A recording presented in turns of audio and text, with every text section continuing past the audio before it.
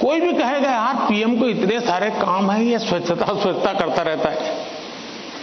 लेकिन जब मैंने उसके अंदर अपना मन लगा दिया, हर बार मैंने इसको अपना एक महत्व का साधन बना दिया, आज स्वच्छता देश का प्राइम एजेंडा बन गया कि नहीं बन गया? स्वच्छता तो छोटा विषय था, लेकिन अगर मैं उससे जान मैंने भर दी तो वो बहुत बड़ा बन गया।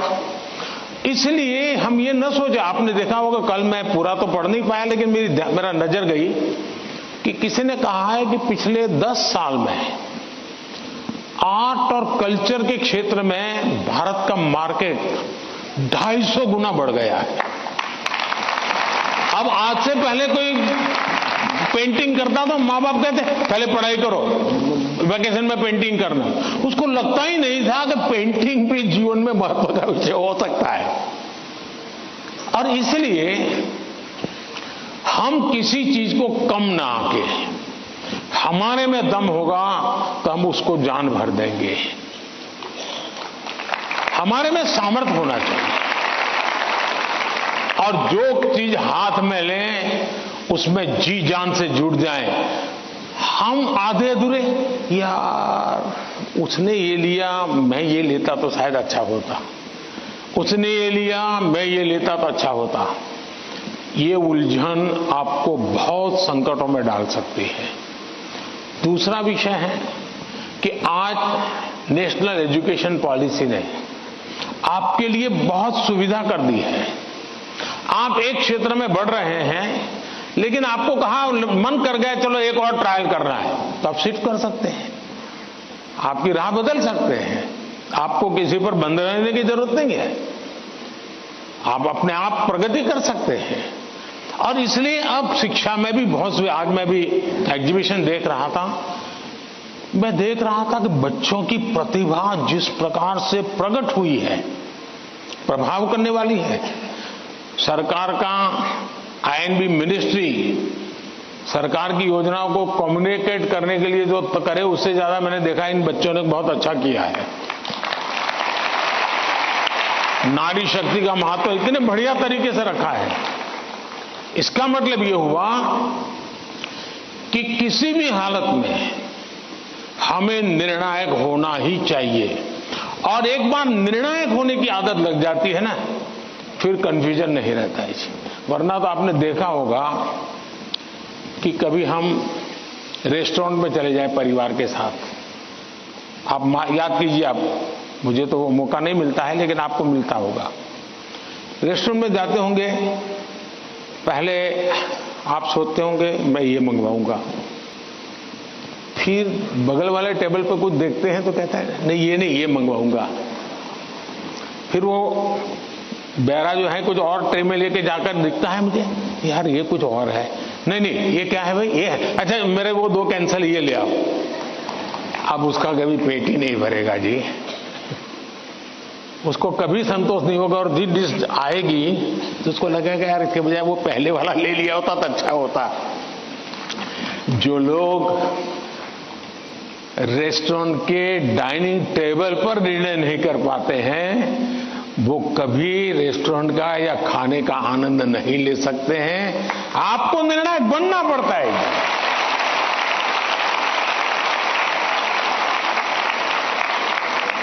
अगर आपकी माँ आपको डेली सुबह पूछे आज क्या खाओगे, और आपके सामने 50 वैरायटी बोल दे, आप क्या करोगे?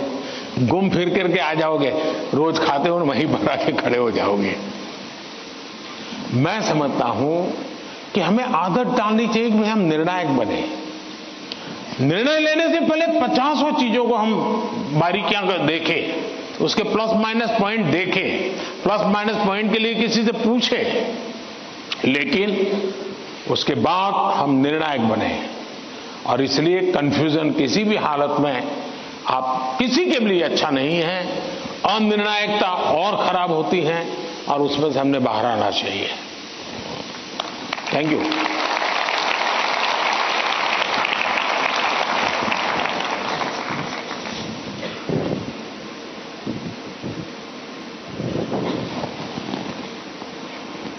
सर, निर्णय की स्पष्टता में ही सफलता कथन सदा याद रहेगा। धन्यवाद।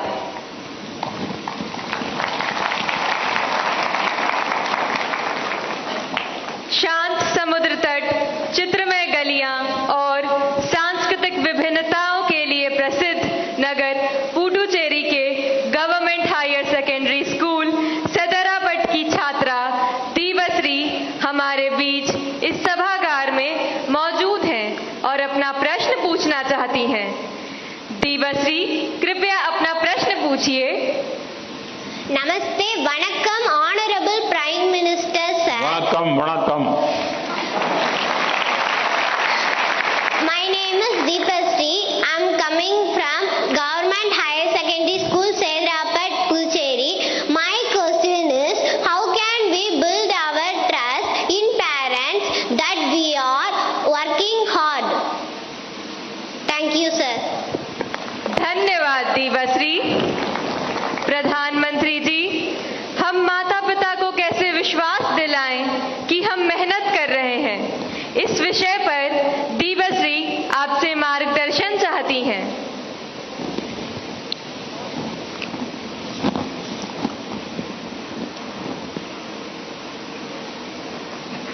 आपने सवाल पूछा है, लेकिन सवाल के पीछे दूसरा सवाल है आपके मन में, जो आप पूछ नहीं रही है। दूसरा सवाल यह है कि पूरे परिवार में मिसट्रस्ट है, ट्रस्ट डेफिसिट है, और ये यानी आपकी बहुत अच्छी परिस्थिति को आपने पकड़ा है। आपने उसको प्रस्तुत ऐसे किया घर में कोई नाराज न हो जाए, लेकिन ये सोचने का विषय है टीचर के लिए भी और पेरेंट्स के लिए भी, कि ऐसा क्या कारण है कि हम ट्रस्ट डेफिसिट पारिवारिक जीवन में अनुभव कर रहे हैं। अगर पारिवारिक जीवन में भी हम ट्रस्ट डेफिसिट अनुभव करते हैं तो ये बहुत ही चिंता का विषय है। और ये ट्रस्ट डेफिसिट अचानक नहीं होती है, एक लंबे कालखंड से गुजर करके निकलती है। और इसलिए हर पेरेंट्स को, हर टीचर को, हर स्टूडेंट्स को बहुत ही बारीकी से अपने आचरण को एनालाइज करते रहना चाहिए। आखिरकार माँ बाप मेरी बात पे भरोसा क्यों नहीं करते? कहीं न कहीं तो ऐसी बातें हुई होगी जिसके कारण उनका ये मन बन गया होगा।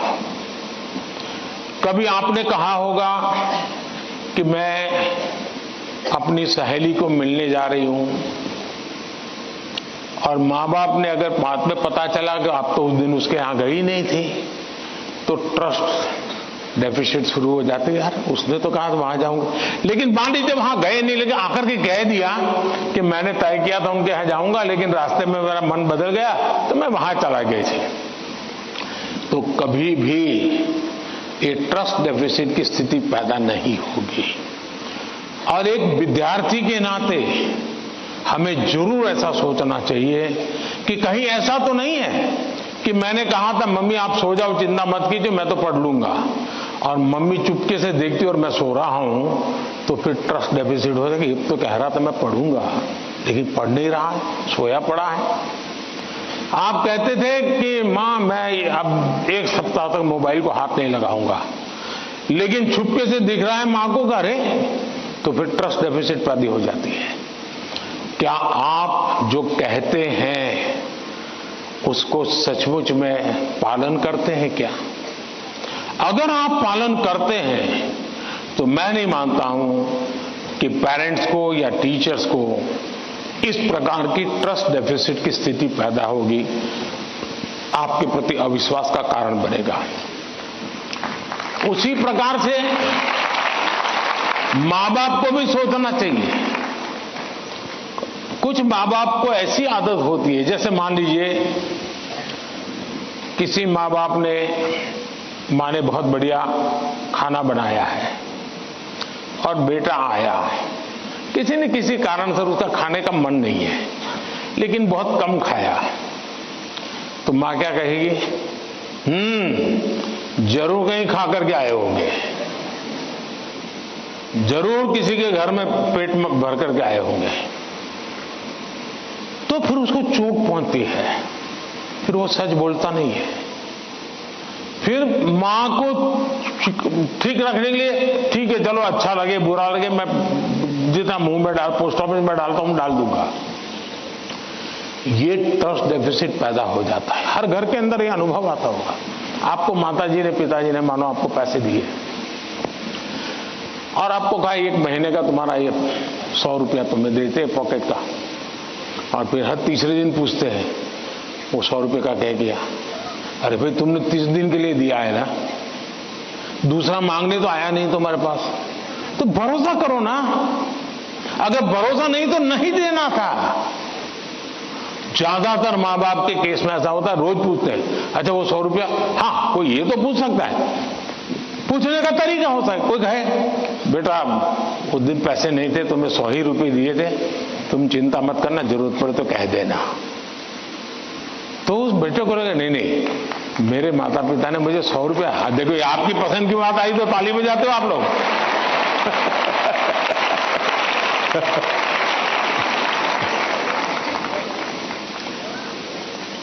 अगर वही सवाल एक पूछते 100 का क्या किया, इसके बजाय कहते तो बेटा कहेगा ना मां बिल्कुल नहीं, मेरे पास पैसे हैं, सफिशिएंट है।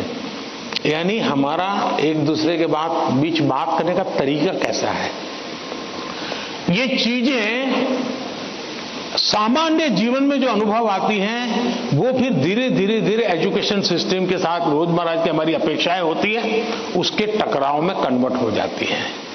फिर कहा मार्क क्यों नहीं आए, बस तुम पढ़ते ही होंगे, ध्यान देते ही नहीं होंगे, क्लास में बैठते नहीं होंगे, अपने दोस्तों के साथ गप्पे मारते होंगे, हो सकता है वो पैसे हैं सिनेमा देखने चले गए होंगे, मोबाइल फोन पर रील देखते होंगे।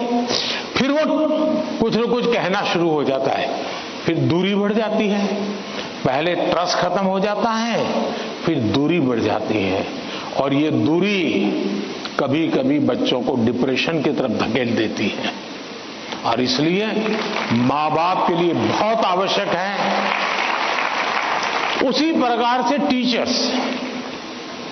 टीचर्स ने भी बच्चों के साथ इतना खुलापन रखना चाहिए, सहज रूप से अपनी बात कह सके। अगर उसको कोई सवाल समझ में नहीं आया तो कोई टीचर हड़का देगा, तुझे कुछ समझ नहीं आने वाला तो बाकियों को विद्यार्थियों का टाइम खराब मत करो, बैठ जाओ। कभी कभी क्या करते हैं टीचर भी, जो 4-5 होनहार बच्चे होते हैं ना, उनको वो बहुत प्रिय लगते हैं, उनसे उनका मन लग जाता है। बाकी क्लास में 20 बच्चे हैं 30 बच्चे हैं, वो जाने उनका नसीब जाने, ये 2-4 में अपना मन लगा देते हैं, सब चीजें भाई उन्हीं की करते रहते हैं, वही रिजल्ट देकर गए। अब आप उसको कितना आगे ले जा पाते हो तो अलग बात है, लेकिन बाकी जो है वहां से नीचे गिरा देते हैं। और इसलिए कृपा करके आपके लिए सभी स्टूडेंट समान होने चाहिए, सबके साथ इक्वली। हाँ, जो तेज होगा वो अपने आप में से जो अमृत है वो ले लेगा, लेकिन जिसको सबसे ज्यादा जरूरत है उसके प्रति अगर आप सिंपैथेटिक, और उसमें भी मैं मानता हूं उसके गुणों की तारीफ कीजिए। कभी एक बच्चा बिल्कुल वीक है पढ़ने में, लेकिन उसके हैंड राइटिंग अच्छे है, तो उसके सीट पे जाकर के अरे यार क्या बढ़िया लिखते हो तुम, कितने हैंड राइटिंग तुम्हारे अच्छे हैं, क्या स्मार्टनेस है तुम्हारी। कभी ऐसा एक डल विद्यार्थी है, अरे यार तेरा कपड़ा बहुत शर्ट बहुत अच्छा है, उसके अंदर कॉन्फिडेंस बिल्डअप होगा, वो आपके साथ खुलने लग जाएगा, वो आपसे बातें करने लगेगा कि ये आपके प्रति मेरे प्रति उनका ध्यान है। अगर ये सहज वातावरण बन जाएगा तो मैं नहीं मानता हूं कि, लेकिन ये विद्यार्थियों का भी उतना ही दायित्व है, हमें आत्मचिंतन करना चाहिए कि मेरी ऐसी कौन सी बातें थी जिसने मेरे घर के लोगों का मुझ पर से भरोसा उठ गया। ये किसी भी हालत में हमारे आचरण से हमारे परिवार के, हमारे टीचर का हम पे भरोसा उठना नहीं चाहिए। हमसे कुछ नहीं हुआ तो कहना चाहिए। दूसरा मुझे लगता है कि परिवार में एक प्रयोग कर सकते हैं, मान लीजिए आपका बेटे या बेटी के 5 दोस्त हैं, तय कीजिए कि महीने में एक बार 2 घंटे वो 5 परिवार किसी एक परिवार में एकत्र होंगे, दूसरे महीने दूसरे परिवार में, बिल्कुल गेट टुगेदर करेंगे। और उसमें बच्चे बूढ़े सम हो गए, ऐसा नहीं कि 2 लोगों को घर छोड़ के आ जाएंगे। 80 साल के माँ बाप भी अगर फिजिकली फिट आ सकते हैं, उनको भी लेके आइए। और फिर तय कीजिए कि आज वो जो तीसरे नंबर का दोस्त है, उसकी माता जी एक कोई पॉजिटिव बुक पढ़ करके उसकी कथा सुनाएगी। अगले बार तय किए जो 4 नंबर का दोस्त है, उसके पिताजी एक कोई पॉजिटिव मूवी देखा होगा तो उसकी कथा सुनाएंगे। जब भी आप 1 घंटे का गेट टुगेदर करें, सिर्फ और सिर्फ उदाहरणों के साथ, किसी रेफरेंस के साथ पॉजिटिव चीजों की चर्चा करें, वहां के किसी के रेफरेंस से नहीं।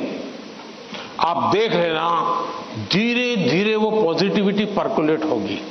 और यही पॉजिटिविटी सिर्फ आपके बच्चों के प्रति नहीं, अंदर अंदर भी ऐसा ट्रस्ट का वातावरण बना देगी कि आप सब एक इकाई बन जाएंगे, एक दूसरे के मददगार बन जाएंगे। और मैं मानता हूं ऐसे कुछ प्रयोग करते रहना चाहिए। धन्यवाद।